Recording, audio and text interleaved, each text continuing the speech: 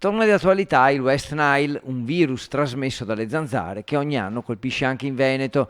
Nel territorio vicentino dell'Ulsoto, ad esempio, quest'anno non si sono ancora registrati casi, ma in passato la sua presenza c'è sempre stata, fatti che si ripetono ormai da alcuni anni. Esiste una sorveglianza con trappole che catturano le zanzare e poi l'istituto zooprofilattico che effettua le analisi.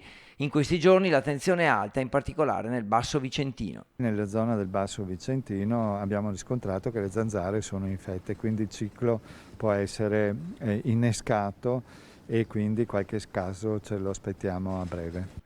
La prevenzione non è semplice, però ci sono consigli utili che arrivano direttamente dai sanitari, come l'uso dei liquidi repellenti da spalmare sulla pelle e le zanzariere alle finestre di casa. Prevenzione: non esiste vaccino per la West Nile, bisogna non farsi pungere dalle zanzare. La West Nile è trasmessa dalle zanzare nostrane, le Culex, quindi quelle che pungono prevalentemente nelle ore notturne.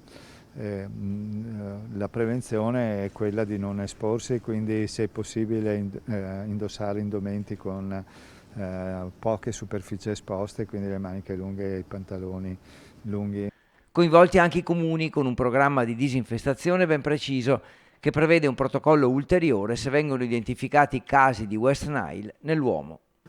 C'è un programma regolare di disinfestazione che è coordinato dalla regione e quindi tutti sanno cosa devono fare, compreso il fatto che se noi dovessimo identificare qualche caso umano, parte immediatamente una segnalazione tramite l'igiene pubblica, viene segnalato al comune la presenza del caso e quindi si innesca tutto un meccanismo di disinfestazione straordinario.